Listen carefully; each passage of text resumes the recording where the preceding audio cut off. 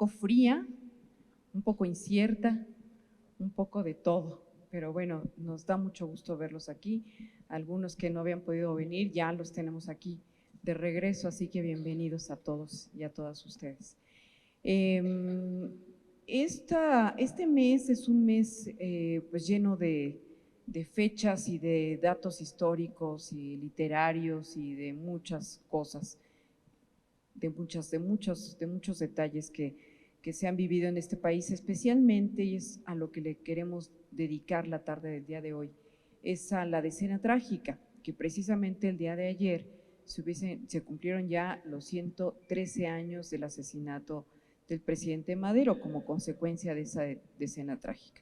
Así que bueno, pues a nombre de la Junta de Coordinación Política, les vamos a ofrecer a ustedes 4 lecturas distintas en torno a este hecho de la decena trágica, y para ello nos acompañan nuestros compañeros solidarios y bien aventados para que puedan ustedes escuchar. Quienes no han tomado el registro, está en la mesa o en la entrada, en el banner de la presentación, un QR para que a través del celular nos puedan seguir con la lectura de lo que se va a realizar el día de hoy.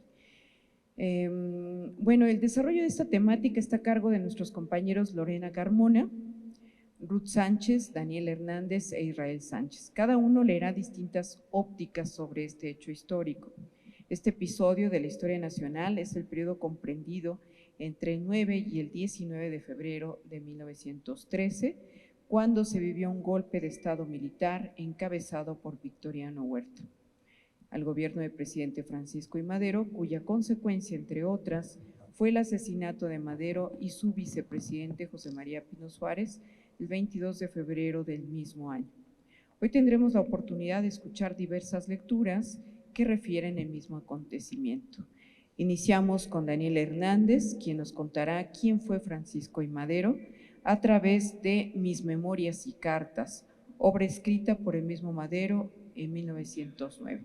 Les pido un aplauso para nuestro compañero Daniel Hernández. Bueno, muchas gracias, maestra. Hoy no comenzamos con la revolución, no comenzamos con la presidencia ni con la tragedia.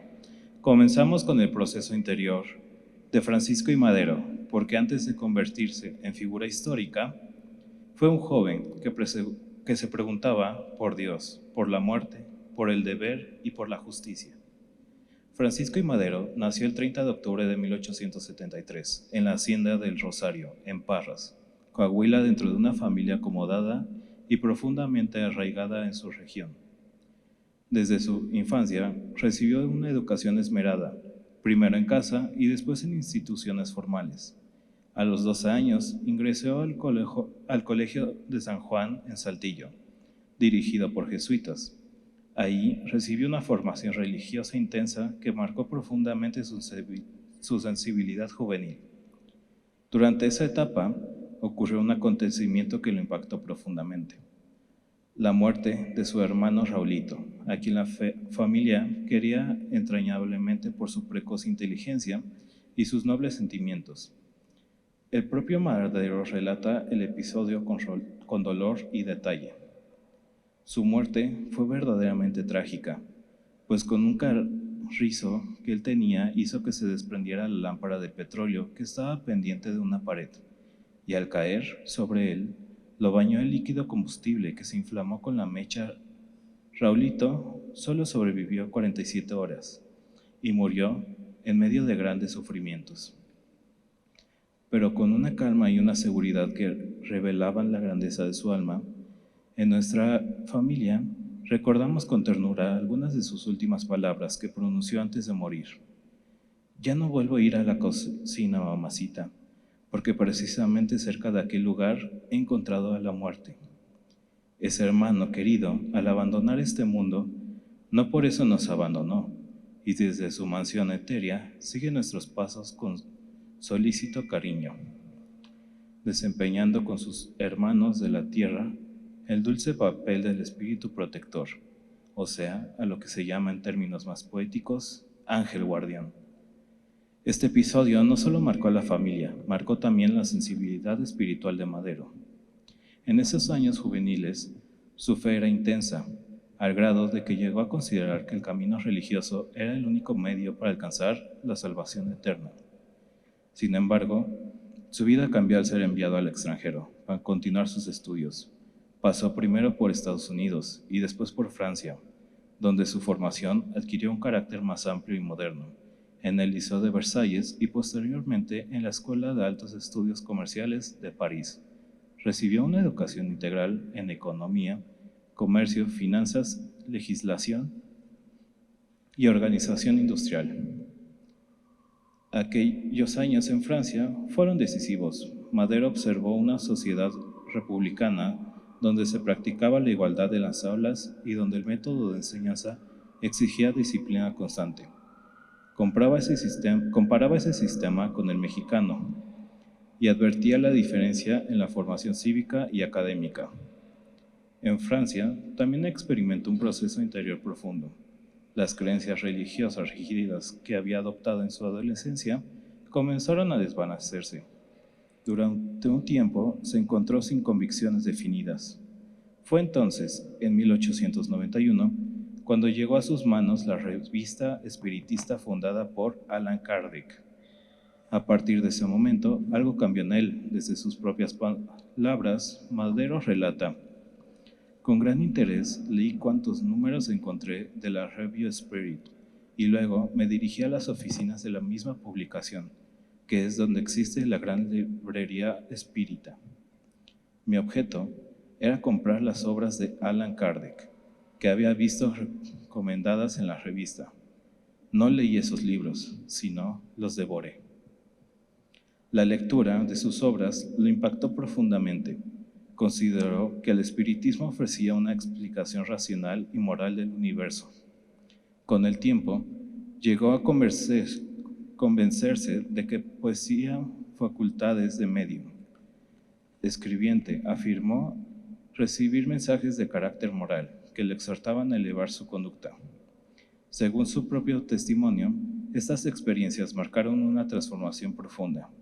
De un joven disipado pasó a ser un hombre disciplinado, convencido de que debía orientar su vida hacia fines más elevados.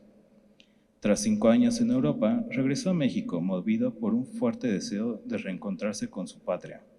Se restableció en San Pedro de las Colinas, Coahuila, donde comenzó a encargarse de los negocios familiares, especialmente en el cultivo de algodón. Introdujo técnicas modernas y mostró interés en mejorar los métodos productivos.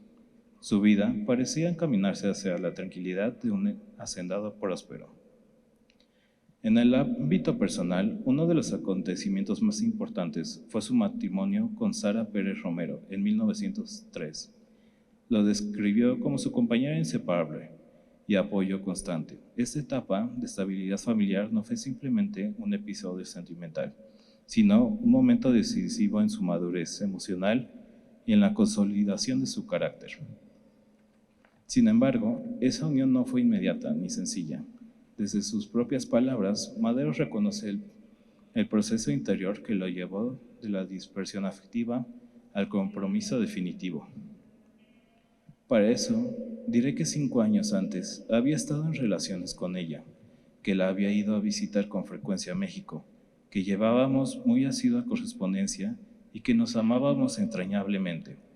Pero la distancia y la vida disipada que llevaba yo en aquella época borraron poco a poco en mí esos sentimientos y acabé por romper con ella sin ningún motivo. Para ella fue un golpe terrible y para mí un motivo más para seguir mi vida disipada.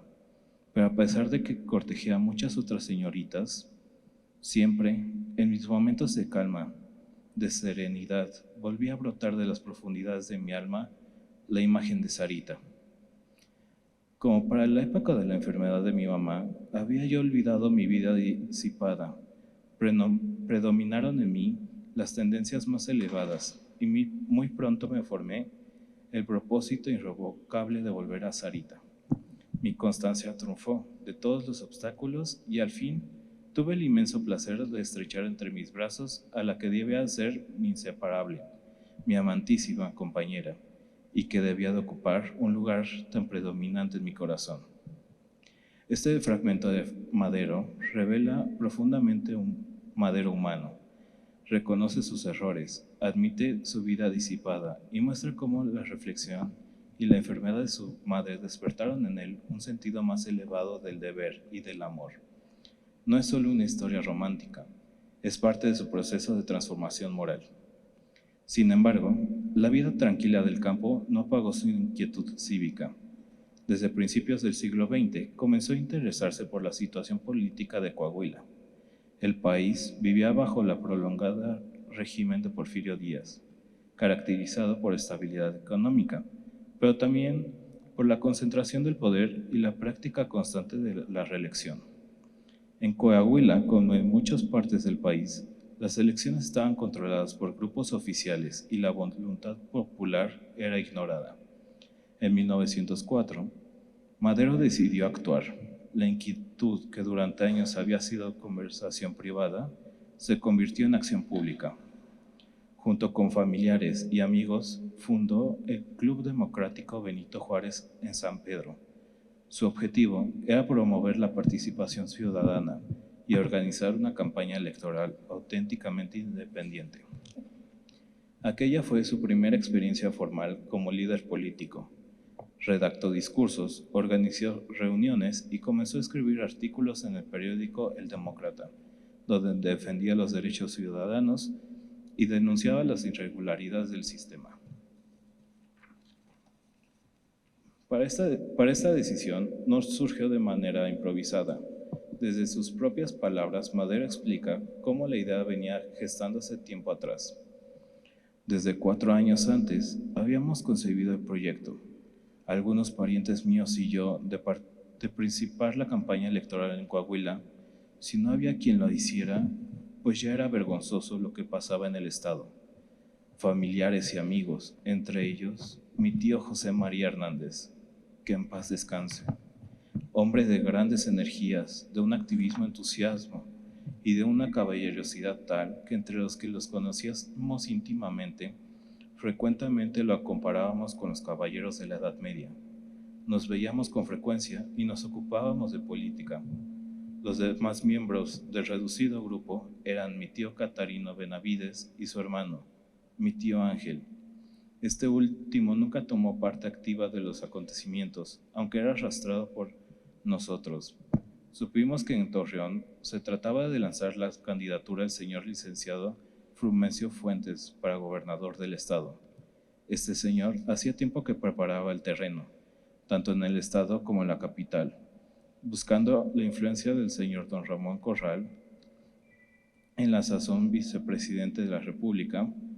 Conocíamos muy bien al licenciado Fuentes y comprendimos que nada bueno debía esperar el estado de él, en caso de que llegara al poder, sobre todo apoyado por el señor Corral. Para evitar que esa candidatura fuera lanzada, nos resolvimos a lanzarnos a la lucha, organizando en San Pedro un club que llamamos el Club Democrático Benito Juárez. Aquí ya no vemos al joven en búsqueda espiritual, sino al ciudadano que considera vergonzoso el estado político de su tierra. La fundación del club no fue un acto simbólico, fue el primer paso concreto contra un sistema dominado por influencias y compromisos por el poder central. La campaña para la gobernatura de Coahuila puso a prueba su carácter, intentó impulsar candidaturas que consideraba honorables y comprometidas con la democracia. Sin embargo, enfrentó divisiones internas y presiones del gobierno central. Poco a poco, comprendió que el aparato oficial estaba dispuesto a intervenir para asegurar el triunfo de sus candidatos. Las convenciones fueron manipuladas y las decisiones tomadas por mayorías influenciadas por intereses externos. A pesar de ello, Madero optó por mantener la unidad del movimiento independiente, aun cuando el candidato elegido no representara plenamente sus ideales. Prefería evitar la división y sostener el principio democrático antes que provocar una fractura que debilitara la causa. Este rasgo revela una constante en su personalidad. Privilegiaba los principios sobre la ambición personal. Durante la jornada electoral, el fraude fue evidente. Las casillas eran instaladas previamente por el elemento oficial. Se impedía la participación real de los independientes y las protestas eran ignoradas. Madero comprendió entonces que el problema no era simplemente local, sino estructural. El sistema entero estaba diseñado para perpetuar el poder. Lejos de desanimarse, insistió en que era necesario continuar organizando al pueblo. Propuso incluso la formación de un partido nacional que defendiera el principio de no reelección. Aunque sus correligionarios consideraron prematuro este proyecto, la idea quedó sembrada. En paralelo a la campaña estatal, Madero participó activamente en elecciones municipales en San Pedro. Allí organizó con detalle las casillas, estudió la legislación electoral y defendió personalmente la instalación correcta de las mesas de votación. En uno de los episodios más significativos, enfrentó a autoridades que intentaban impedir el funcionamiento legal de una casilla. Actuó con firmeza, pero también con prudencia, evitando un enfrentamiento violento. Para él, la lucha debía mantenerse dentro de la legalidad. Su proyecto municipal incluía propuestas concretas: mejorar la educación rural, reorganizar el abastecimiento del agua, combatir el alcoholismo y fortalecer los servicios públicos.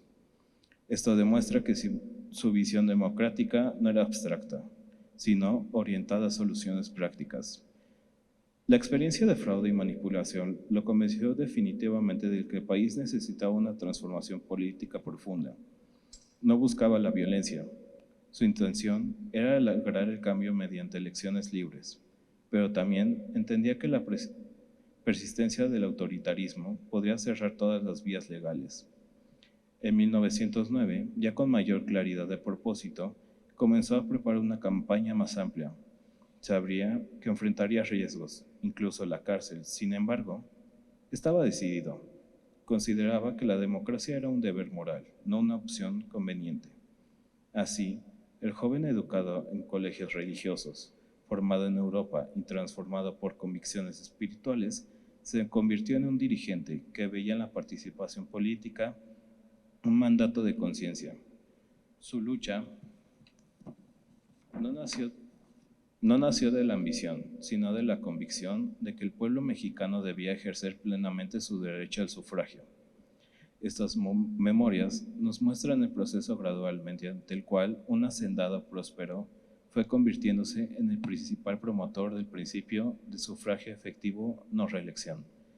Antes de ser el líder de la revolución, fue un hombre que aprendió, reflexionó, se equivocó, perseveró y sobre todo creyó firmemente que la transformación moral del individuo debía reflejarse en la vida pública de la nación.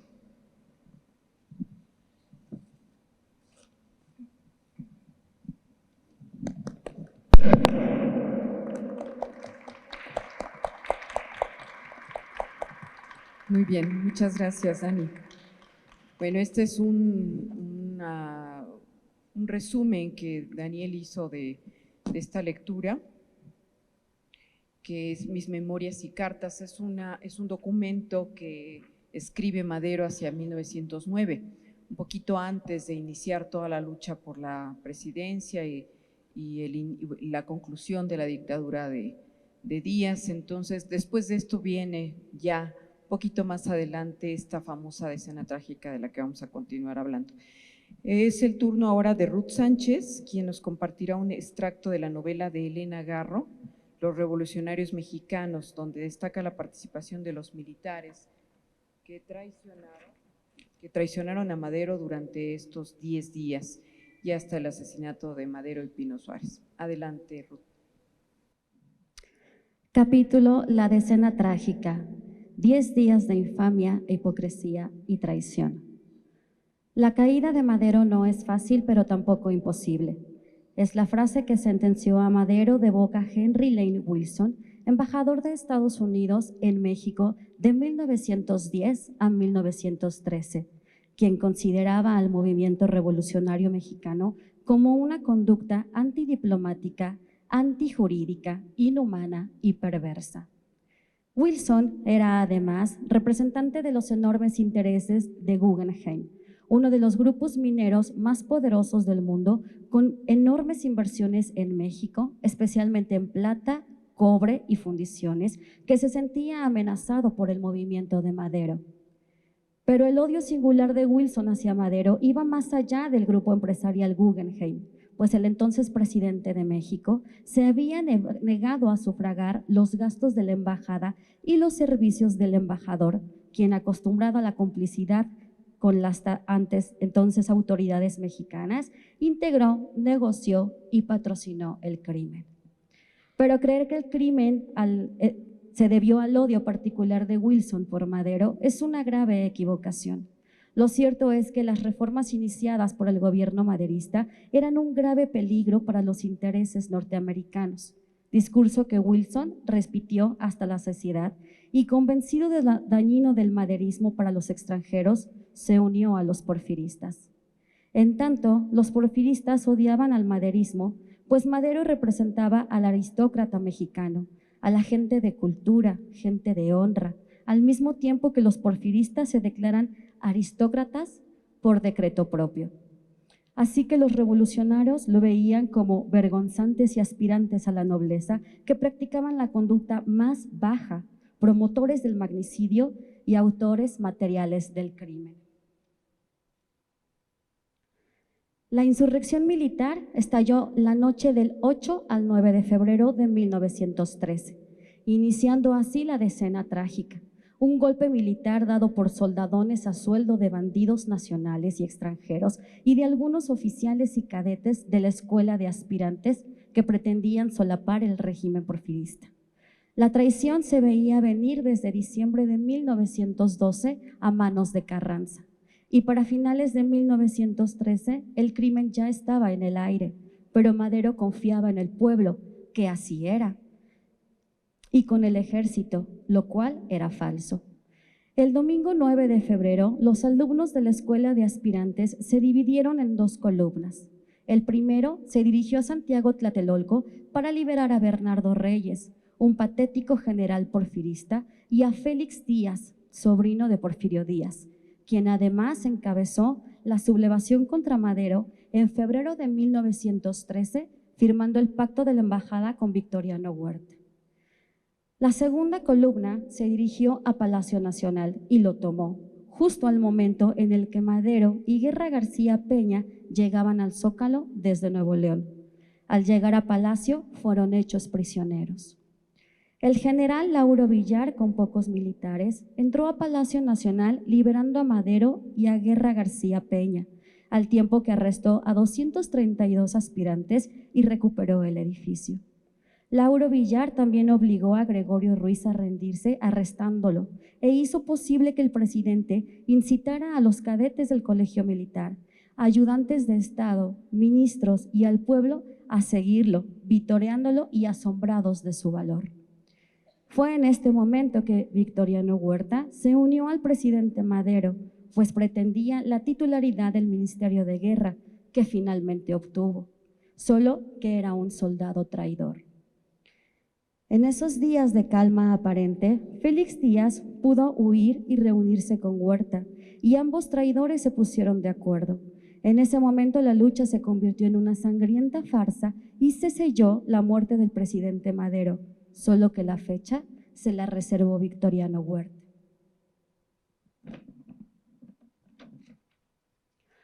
Durante estos días cayeron los muros de la cárcel de Belén y los presos huyeron para unirse a los sublevados. Los cadáveres eran incinerados con petróleo y la ciudad empezó a carecer de servicios públicos.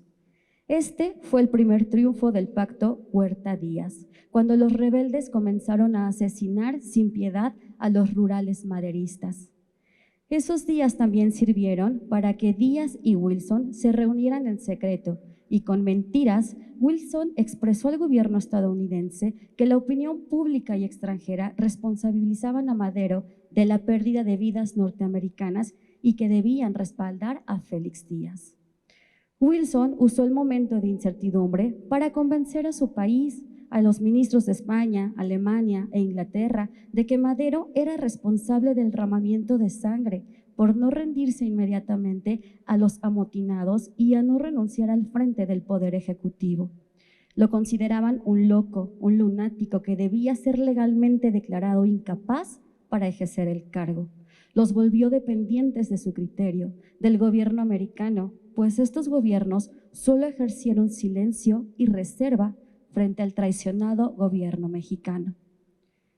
La verdad es que todas estas naciones cooperaron activamente en la destrucción de este Estado independiente y nacional. Participaron con caballerosa conducta del silencio en el crimen más asqueroso de la historia del continente.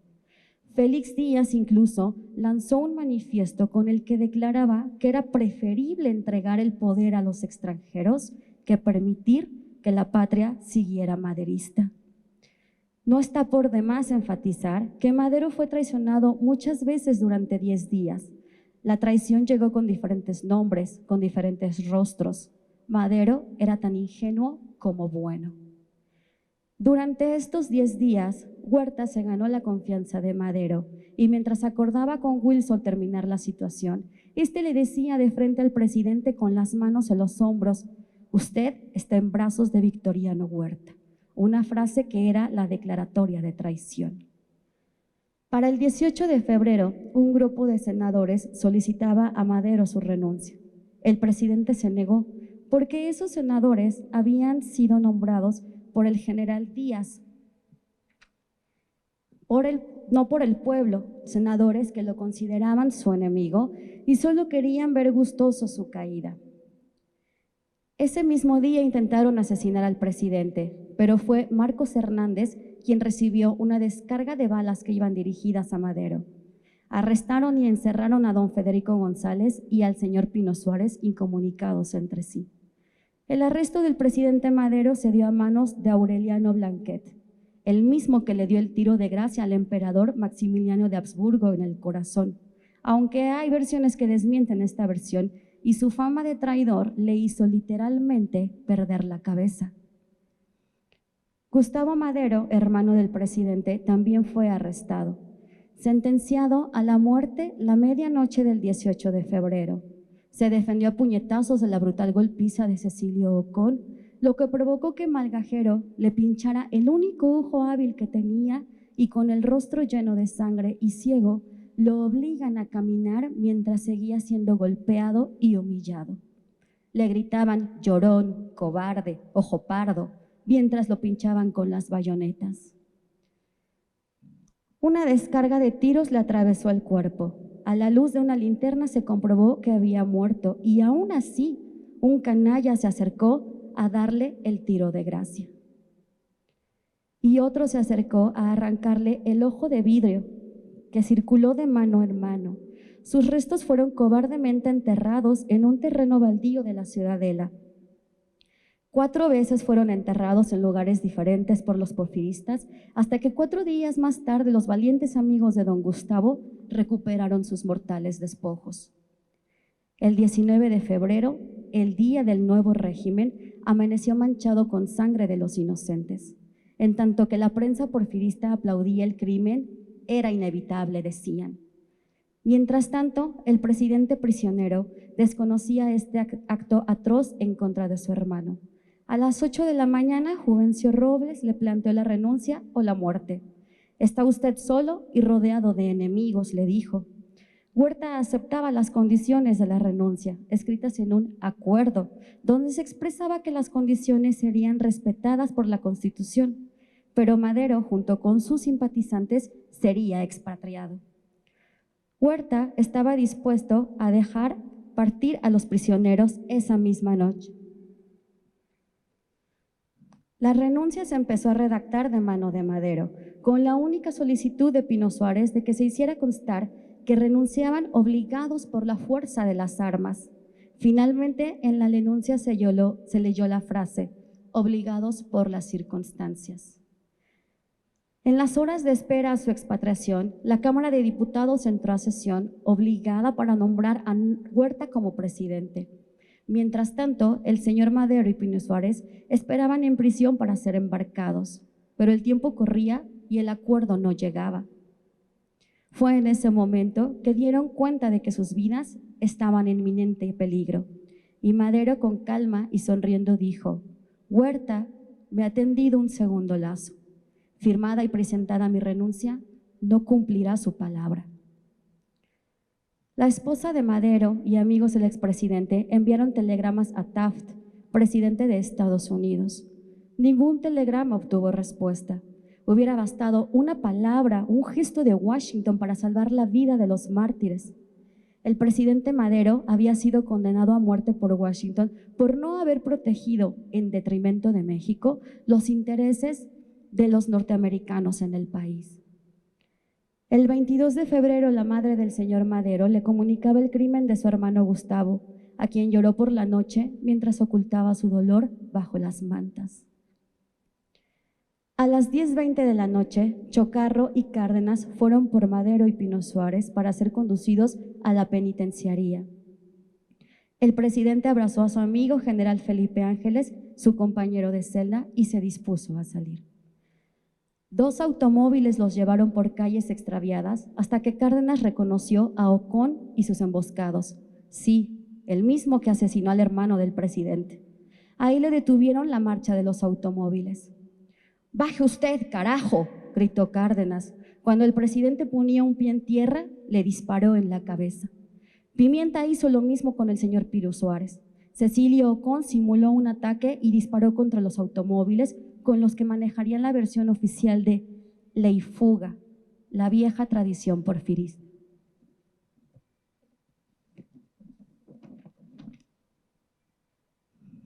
Para el 23 de febrero de 1913, los periódicos matutinos anunciaron la muerte del presidente Madero. La ciudad se llenó de crímenes contra maderistas. Fueron cazados, perseguidos, encarcelados. Algunos lograron huir. El 24 de febrero se efectuaron los entierros. El cuerpo del presidente Madero fue llevado al Panteón Francés por un reducido grupo de fieles y el de Pino Suárez al Panteón Español. Un ramo de siemprevivas yacía en la tumba del presidente Madero con un lazo que rezaba: Señor, los desgraciados te lloramos porque solo podemos ofrecerte nuestras lágrimas. El epitafio del pueblo mexicano a su presidente Francisco I. Madero sigue vigente. Félix Díaz, Huerta, Reyes, Mondragón, Blanquet, Ocón y Wilson traicionaron cobardemente una y otra vez al presidente Madero. Francisco Madero era un empresario adinerado antes de ser político, que actuaba por principios morales y no por conveniencia. Era la causa de la dignidad en México. Representaba valores nacionales, culturales y espirituales, opuestos a Estados Unidos o Inglaterra. Era también el primer presidente que no había solicitado la aceptación ni el acuerdo de los norteamericanos para tomar el poder. Madero significaba la nacionalidad mexicana que surgía después de 100 años de confusiones sangrientas. Madero no era ningún hombre pequeño, retraído o cobarde como lo describía Wilson. Él tenía una pasión desmedida por la libertad y por la patria, y a pesar de su inexperiencia política, se enfrentó a la dictadura porfirista y estaba dispuesto a ofrecer su sangre como bautizo para la legalidad y dignidad nacional. Francisco I. Madero fue un presidente honesto e idealista que creyó en la democracia, en un país aún dominado por la traición y el autoritarismo. Fin de la lectura.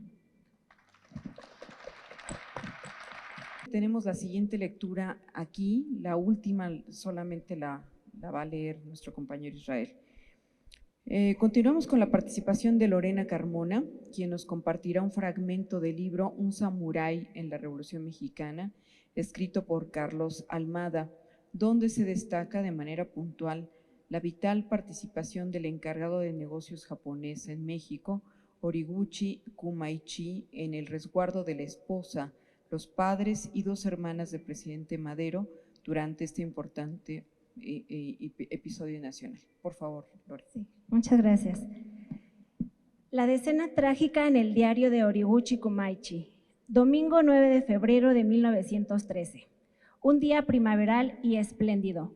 Los insistentes rumores del nuevo, inminente y varias veces pospuesto pronunciamiento militar para deponer al presidente Madero se concretaron la madrugada del 9 de febrero de 1913, a 2 meses y medio de la captura de Félix Díaz en Veracruz y algo más de un año de la entrega del general Bernardo Reyes en Linares, Nuevo León. Ambos intentaron otro golpe de Estado. Tampoco este culminaría exitosamente, aunque sus secuelas serían gravísimas. El golpe definitivo lo encabezaría el general Victoriano Huerta el 18 de ese mismo mes.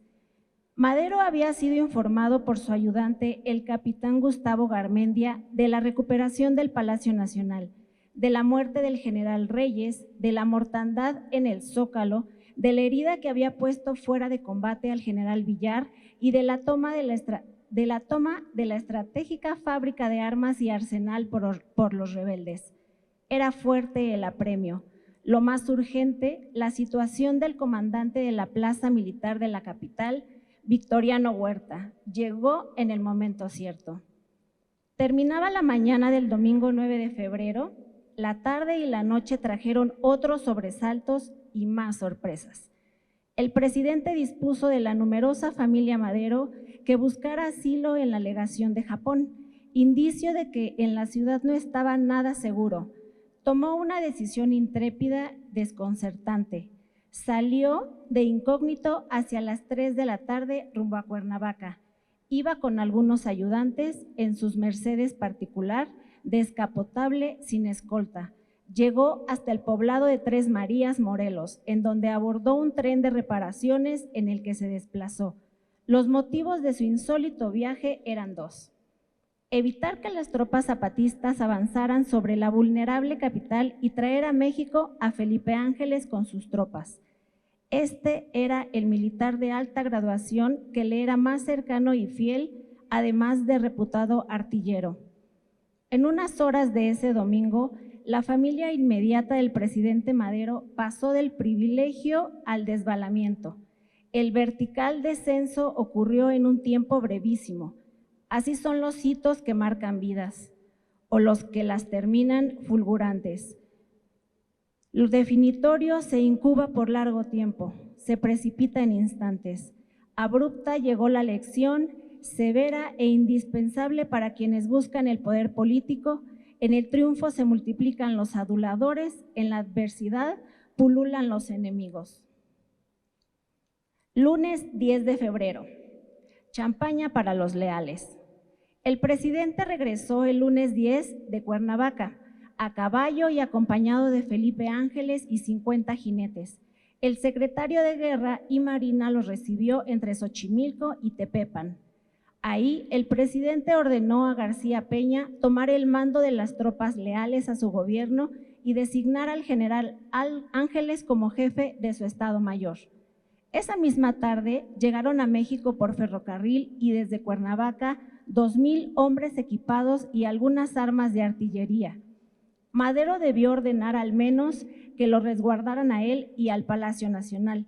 No hacerlo fue una peligrosa omisión. Las tropas llegadas de Morelos fueron en cambio enviadas a realizar ataques suicidas contra la ciudadela. Ni el presidente ni Origochi sabían que ese mismo día Huerta había reanudado las negociaciones con los rebeldes por medio de intermediarios que habrían de ser afinadas al día siguiente en un encuentro personal. El lunes 10 de febrero, el general Aureliano Blanquet se dirigió telegráficamente al presidente Madero desde el cuartel del 29 Batallón en Toluca, que estaba bajo su mando, para protestar energéticamente sobre la falsa versión de que había defeccionado. Hizo público su desmentido y proclamó su lealtad al gobierno. Madero le respondió: «Nunca he dudado de su lealtad, hoy mando a hacer rectificaciones». El embajador Wilson intervino de manera decisiva, elevando protestas y exigir garantías para presionar políticamente a Madero para mostrar su debilidad y llevarlo a la renuncia. Secretamente tenía contacto con Félix Díaz y Victoriano Huerta. Hizo todo lo posible para derrocar a Madero. Participó desde un principio en las negociaciones. Martes 11 de febrero, 8 horas de terribles combates. El japonés hizo concisa referencia a la batalla, que se extendió de las 10 de la mañana a las 6 de la tarde durante 8 horas, resultando más de 300 muertos y 500 heridos de ambos bandos. Peleaban los rebeldes de la Ciudadela y los leales. El martes 11 empezaron desde temprano a confluir en el centro de la capital fuerzas de las 3 armas: infantería, caballería y artillería. Una protagonista escribió: en Tacubaya, la gente que llegó de Cuernavaca bajo el mando de Felipe Ángeles, después de ser revistada y municionada, entra en acción. Exactamente a la hora ordenada, se rompe fuego intensamente. A los primeros disparos cae muerto el coronel Castillo. El fuego de los defensores de la Ciudadela es trágicamente certero y mortífero. El objetivo de la terrible destrucción era provocar el hartazgo y el temor, dejar emocionalmente exhausta a la población. Los contrarrevolucionarios habían caracterizado al gobierno de Madero como débil e incapaz de asegurar el orden. Ahora, los rebeldes culpaban a Madero de lo que provocaba su tercer alzamiento. Lo acusaban de lo que ellos generaban. Los bombardeos al azar de los defensores y las cargas absurdas de los sitiadores hacían patente que México había caído en la anarquía. La profecía se cumplía. La mortandad incrementaría la sensación de terror de la ciudad y abriría las puertas para una solución radical al problema Madero. La decena trágica fue una secuencia de actos de terrorismo a gran escala. Prefiguró la subversión psicológica de masas en los grandes conflictos del siglo que iniciaba, para una sociedad polarizada y tensada por meses de conflictos políticos. Las ansias de paz y normalidad serían rápidamente mayores que los anhelos democráticos. La solución solo podía ser la eliminación del gobierno legalmente electo. Viernes 14 de febrero. Impasible, la familia Madero veía arder su casa.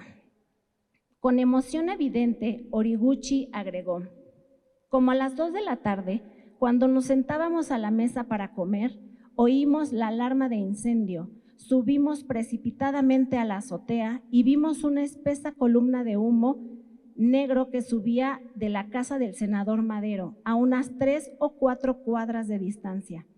Era una escena conmovedora a ver a los padres de Madero y a sus hijas en absoluto silencio y sin notar ninguna alteración en sus semblantes contemplar su casa ardiendo, presintiendo tal vez mayores infortunios que pudiera sobrevenirles. Más tarde supimos que el incendio fue provocado por los enemigos del presidente Madero. Sábado 15 de febrero. Las familias Madero y Horiguchi temían ser asesinadas de un momento a otro.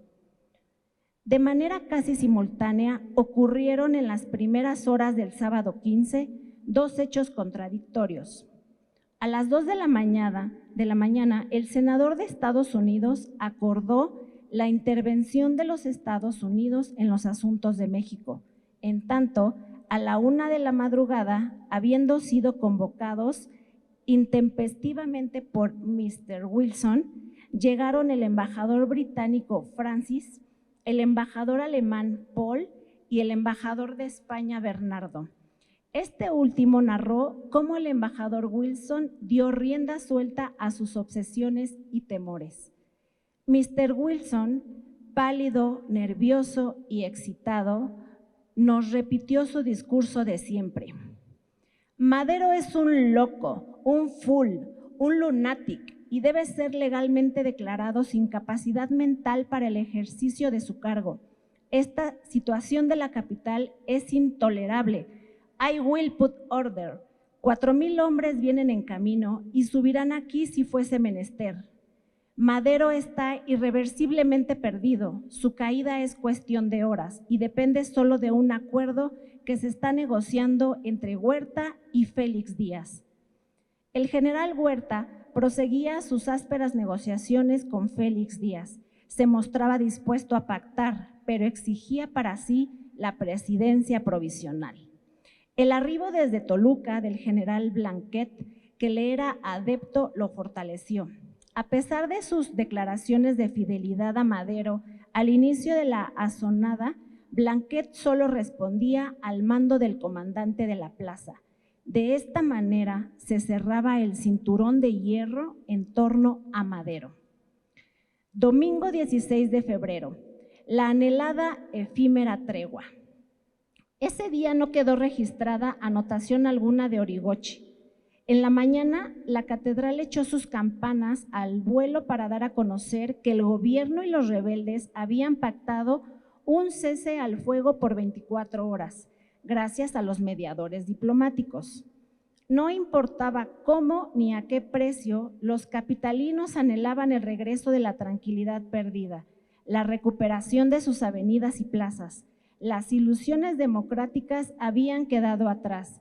Para tranquilizar al presidente Madero, el comandante militar de la plaza le dijo esa tarde: «Está usted en manos del general Huerta y yo siempre el mismo, fiel hasta la muerte». Hacia las 2 de la tarde regresó el estruendo de la artillería. El cese de hostilidades fue apenas unas horas, las necesarias para que el general Huerta permitiera el abastecimiento de la ciudadela. El decano del cuerpo diplomático no informó a sus representados del armisticio y por consecuencia estos no tomaron medidas para abandonar la zona del combate. Tampoco aceptó el embajador convocar a los ciudadanos estadounidenses a desplazarse hacia otras áreas. Lunes 17 de febrero. Nuestros oídos ya se habían acostumbrado a ese ruido infernal. Continuaron ese lunes los combates, tal vez magnificada por la tregua del domingo, la táctica de terror para sumir a la población en una psicosis provocada por los bombardeos indiscriminados.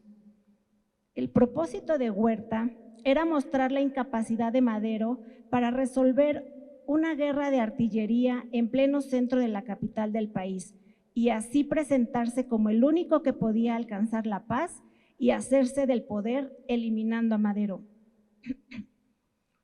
Gustavo Madero había sido informado de los encuentros subrepticios simultáneamente de confabulación y disputa que realizaban los generales Félix Díaz y Victoriano Huerta. Cuando tuvo la certeza y la ocasión, en un alarde de temeridad, aprendió personalmente a Huerta. A las 2 de la mañana, don Gustavo lo llevó con el presidente. Sometido fue el mayor de los ultrajes. Lo resintió a no dudar como una abismal degradación. Era un hombre que se tenía en el más alto concepto. Creía que solo un mando, el suyo propio, podría domeñar a la insumisa nación mexicana. El general se defendió aludiendo fidelidad y sus servicios cuando reprimió la revuelta. Prometió tomar medidas decisivas contra los rebeldes al día siguiente. Le dijo al presidente que sus escapadas a la casa de los encuentros con Félix Díaz era cuestión de faldas. Repitió sus juramentos de lealtad, bajo la palabra de honor, prometió que ese día, el 18 de febrero, entregaría a todos los ciudadelos. El presidente le dio 24 horas para probar su lealtad. Huerta abrazó a Gustavo y le dijo que convenía en sus razones de sospechar. Vendría en breve la extremada venganza de Huerta. Le era indispensable eliminar a los autores y testigos de su triple humillación, haber sido sorprendido, detenido y perdonado. En esta ocasión cumpliría con su palabra. Al día siguiente todo iba a llegar a su fin. Madero le concedió a Huerta 24 horas para probar su lealtad, quizá como un reto de providencia que siempre le había sonreído, o para ofrecer la otra mejilla, o para amar a su enemigo, o tal vez para efectuar el primer acto abierto y deliberado de sacrificio. Victoriano Huerta era el más poderoso de los altos oficiales y tenía bajo su control a los contingentes que se encontraban en la capital. La ciega confianza de Madero en el antiguo ejército porfirista y en sus jefes no pudo ser quebrantada. En las últimas horas del 17 y las primeras del 18 de febrero se selló la tragedia. Los hermanos Madero, valerosos cada uno a su manera, compañeros de vida, lo serían también en la muerte. Martes 18 de febrero. Su héroe, en que depositaba toda su confianza, traicionó al presidente. Antes del mediodía, después de haber sido exhibido, arrestado y exonerado, Huerta recibió a 11 senadores en Palacio Nacional. Les informó que la situación era insostenible, que no había solución militar y la toma de la ciudadela era inviable. Su narrativa fue exactamente opuesta de lo que hacía horas había dicho el presidente entre promesas de lealtad. Animados por Huerta, los senadores visitaron al presidente, fundamentando la solicitud de la dimisión en que era preciso detener el derramamiento de sangre, conjurar el grave peligro de una intervención militar extranjera inminente. El presidente Madero se rehusó y enfatizó que no habría tal desembarco de tropas. Les dijo: no me llama la atención que ustedes vengan a exigirme la renuncia. ¿Por qué? Senadores nombrados por el general Díaz y no electos por el pueblo me consideran enemigo y verían con gusto mi caída. Estoy aquí por mandato del pueblo y solo muerto o mandado por él saldré de Palacio Nacional. Dos acciones ocurrieron de manera simultánea. Al mediodía, el general Huerta y Gustavo Madero se encontraban en una comida en Cámara de Diputados. El general Huerta argumenta que no traía su pistola. Le pidió la suya a Gustavo. Este, inexplicablemente, se la dio. Un ayudante llamó al general para responder una llamada. Al otro lado de la línea, el general Blanquet, que le informó: sus órdenes están cumplidas. Huerta ya no regresó. Gustavo cayó en la trampa. Fue hecho prisionero por un grupo de rurales y guardabosques de Chapultepec. A la 1:30 de la tarde, un grupo de soldados leales al general Blanquet irrumpió un pequeño cuarto del salón de acuerdos donde se encontraba el presidente. Cumpliría las órdenes del general Huerta, aprenderlo con los suyos. El presidente Madero, con algunos fieles, descendió a la planta baja, exhortó a la lealtad a los soldados que se encontraban en el patio. Fue inútil, solo recibían órdenes del general Blanquet y solo del general Huerta. Blanquet personalmente detuvo al presidente de la República, le puso en el pecho la pistola diciéndole: «Es usted mi prisionero», a lo que Madero respondió: «Y usted un traidor». Poco después, Huerta salió al balcón, anunció que habría pan en vez de balas. Bajó al patio y se dirigió a Madero como: «Señor presidente». Con furia le llamó: «Traidor». Huerta salió lanzado: «¡Viva la República!». Una vez verificadas las aprehensiones, el general Huerta hizo público un manifiesto. En vista de las circunstancias dificilísimas porque atraviesa la nación, lo que por obra deficiente del señor Madero, bien se puede calificar su situación casi de anarquía. He asumido el poder ejecutivo y en espera que las cámaras de la Unión se reúnan desde luego a determinar la situación política actual, tengo detenidos en el Palacio Nacional al señor Francisco Madero y su gabinete. Lo suscribió el general comandante militar encargado del Poder Ejecutivo, Victoriano Huerta. Madero estuvo detenido durante algunas horas de la tarde y noche del martes 18 en Palacio Nacional, un lugar distinto a su hermano Gustavo. Una simple ejecución habría sido misericordiosa. En cambio, Manuel Márquez narra la escena. Una soldadesca envalentonada los persiguió. Unos golpean a Gustavo, otros descargan sobre el indefenso político sus puños de acero y lo exasperan y lo provocan.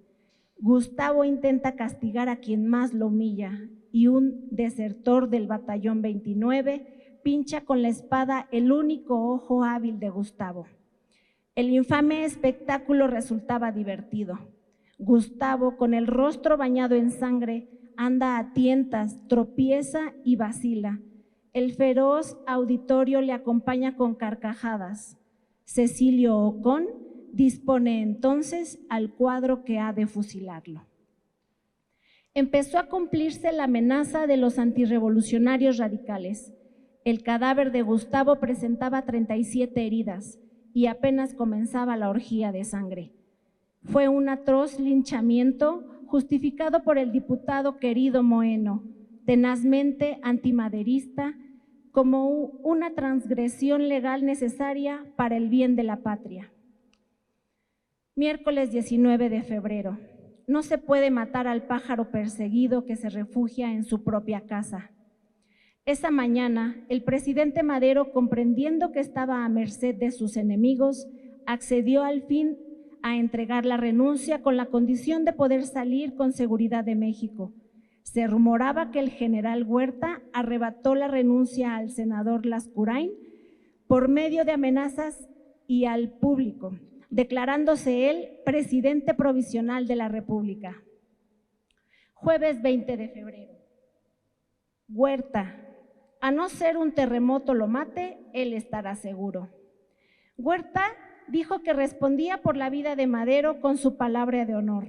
Nuestra palabra general, dada en presencia del embajador ante mí, de que será guardada y preservada la vida de Madero, la tomamos como garantía absoluta. Huerta, a no ser que un terremoto lo mate, él estará seguro. Domingo 23 de febrero, la infausta noticia. Al principiar la noche del 22 de febrero de 1913, Madero y Pino Suárez vivían sus últimas horas. A las 10:30 de la noche del 22 de febrero, Madero y Pino Suárez fueron sacados de Palacio Nacional y trasladados en 2 autos arrendados por un yerno de Porfirio Díaz, Ignacio de la Torre. Al llegar a la penitenciaría, mientras fingían ingresarlos por la puerta trasera, los hicieron bajar en medio de una total obscuridad. Madero fue asesinado, pero no como temía, desprevenido durante el sueño. Cárdenas, mayor del 7º Cuerpo de Rurales, le disparó en la nuca al descender del automóvil. Según confesaría posteriormente, Pimienta, un cabo de la corporación, acribilló a Pino Suárez. El ex vicepresidente recibió 13 disparos en el rostro, en el pecho, en la espalda y en las piernas. Huerta el mismo día había designado y encomendado como nuevo director de la penitenciaría Lecumberri a Cecilio Ocón. Encomendó evitar la fuga de los presos, a lo que hizo caso omiso y presenció los momentos más crueles. Disparó con un grupo de hombres armados los vehículos ya vacíos, simulando un ataque como prueba de una fuga. Madero falleció de una bala en el cráneo, según la autopsia. Había sido asesinado a sangre fría, él que tenía en horror el homicidio, marcando el fin de su gobierno y consolidando el inicio de una nueva etapa en la Revolución Mexicana. Fin de la lectura.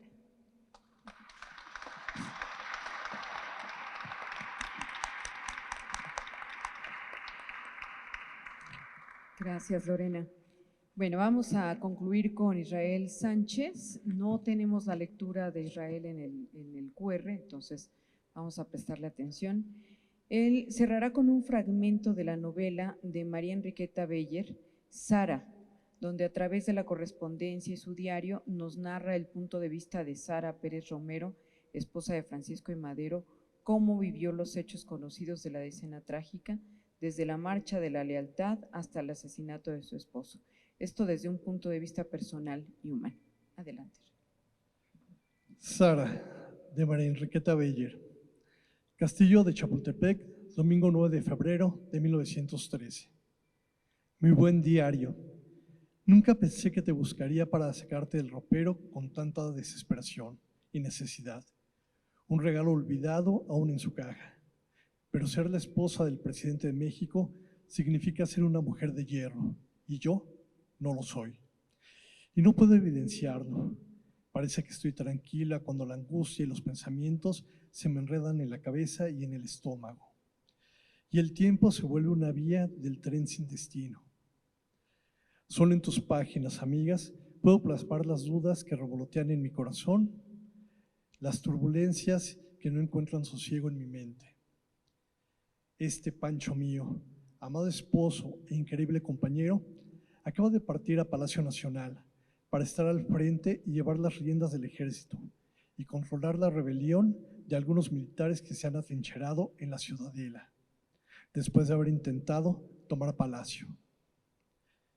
Bien sabes tú que Panchito es y ha sido el gran amor de mi vida, que le guardo mucho respeto y siento una enorme admiración por su forma de ser y su perseverancia.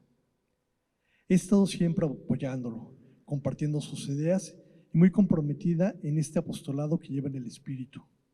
Muy adentro, ese llamado a salvar a nuestro país de la dictadura, esa flama que lo envuelve porque quiere lograr una patria justa, equitativa, responsable, apoyar a los menos favorecidos para mostrarles el camino a la democracia y la vereda para una vida mejor.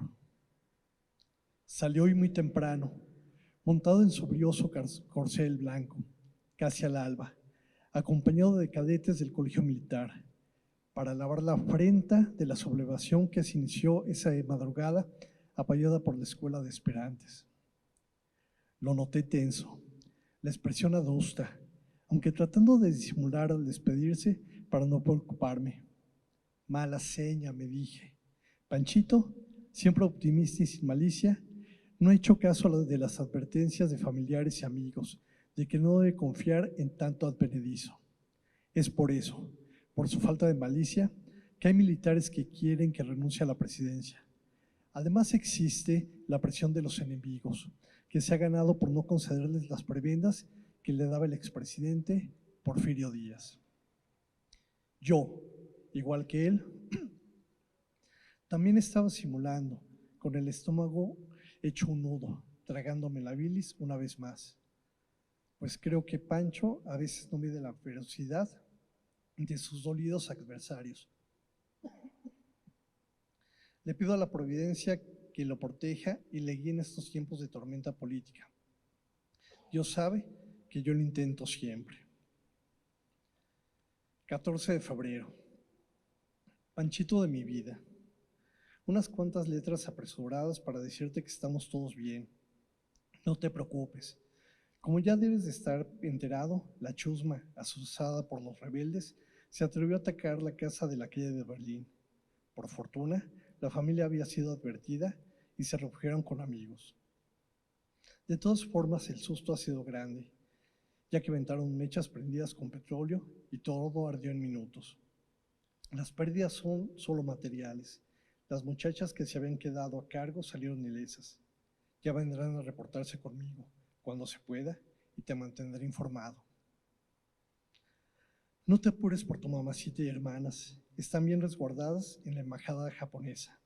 Más tarde iré a visitarlas y a ofrecerles que se vengan a Chapultepec conmigo. Al menos aquí hay seguridad. Sabemos que la mayoría de la gente del pueblo está con tu gobierno y por eso me atrevo a pensar que los patrones de haciendas cercanas a la capital han traído muchos campesinos con engaños para crear una imagen de descontento hacia tu gobierno. No es congruente lo que insinúan algunos diarios. Hace unos días ellos mismos publicaban y dan cuenta de la multitud de personas que te apoyaron acompañándote el domingo pasado a Palacio. La marcha de la lealtad ahora me parece una burla. Me viene a la mente, y lo tengo grabado muy claro, cuando atravesamos México desde el Puente Internacional de Piedras Negras hasta la capital. Miles y miles de mexicanos apostados en las orillas de las vías del tren para saludarte. En cada pueblo, estación, villas y ciudades había que detenerse para recibir los honores y vítores que te prodigaban todos a manos llenas. Me sentí feliz de regresar a nuestra tierra y creí que mis tribulaciones se quedarían sepultadas en el destierro.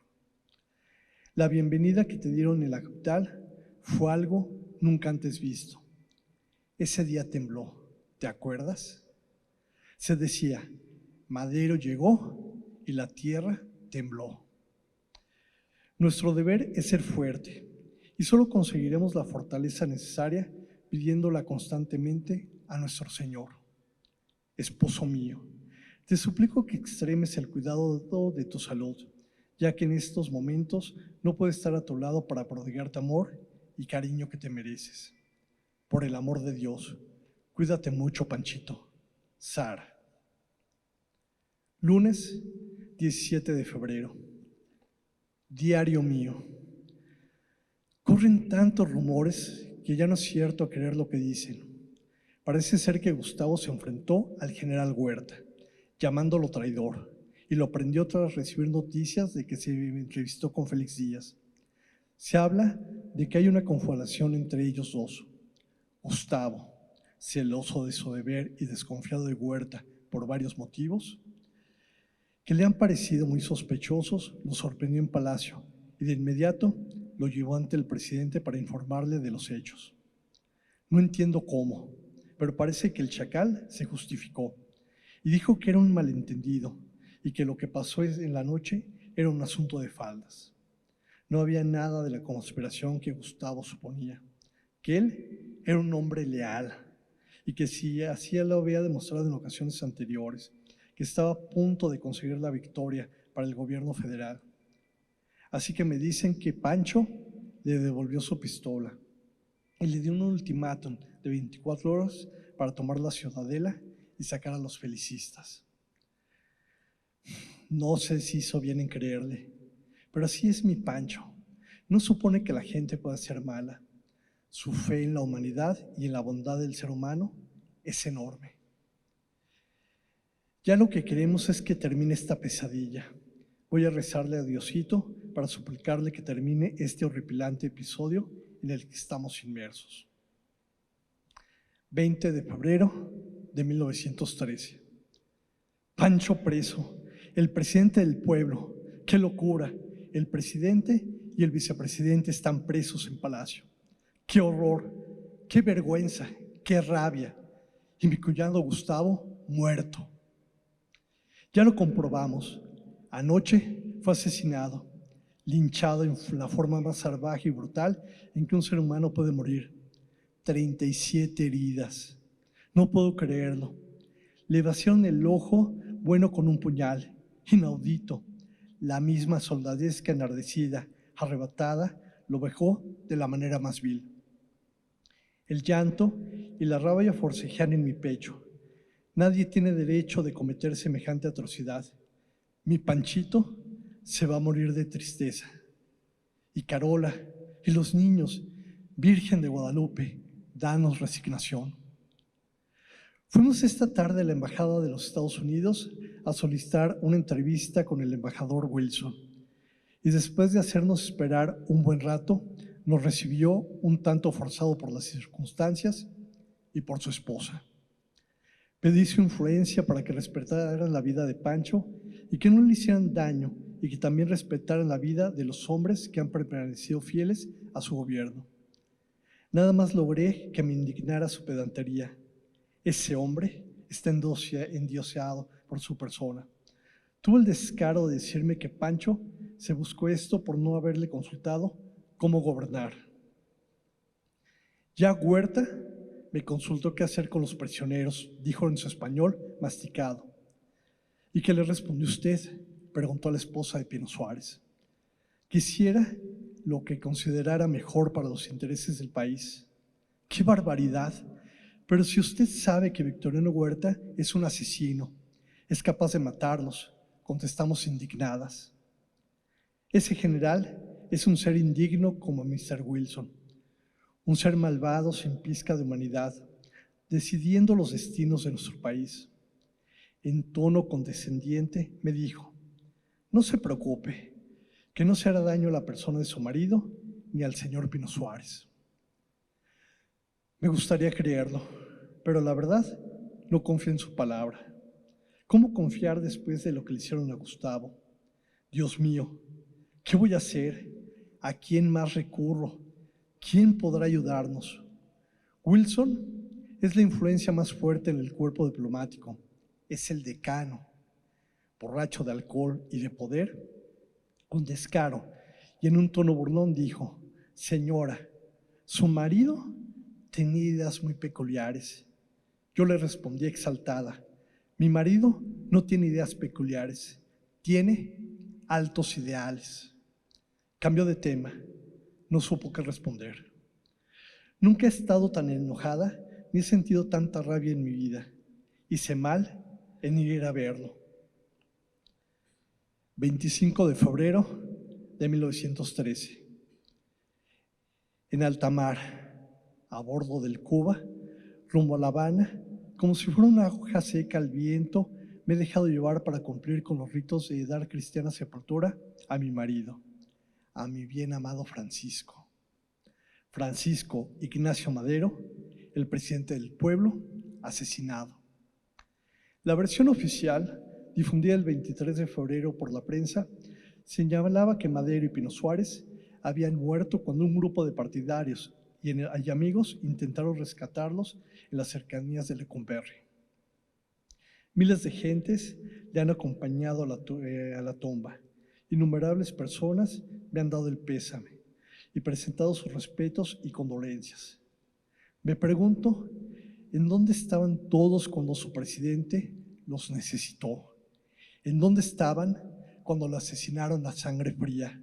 ¿En dónde estaban cuando precisaba de su apoyo para sacar al país adelante? No sé qué pensar, no sé a quién creer. Vamos al exilio. Yo preferiría ir al Caldazo. No, ¿qué digo? Al paredón, para mirar de frente al asesino. Así hubiera preferido irse Pancho, con su mirada penetrante viendo a los ojos al enemigo. Le han matado sin compasión con 2 balazos en la nuca. Y a mí me han dejado una tortura perenne, el alma descuartizada y el corazón sangrando por esta pérdida inmensa clavada en lo más profundo de mi ser. Así me siento, atolondrada. Vuela la mente al pasado, regresa al presente por instantes. No estoy en mis cabales, me ausento de nuevo tornando al pasado y de allí regreso para sumergirme en un laberinto de preguntas sin respuestas. Sobrevivo a través y con los recuerdos de los años de unión que pasamos juntos. Nada tiene sentido, nada me hace ilusión. De todas maneras, es un final trágico, ¿no crees? Soy una muerte en vida. Es cuanto.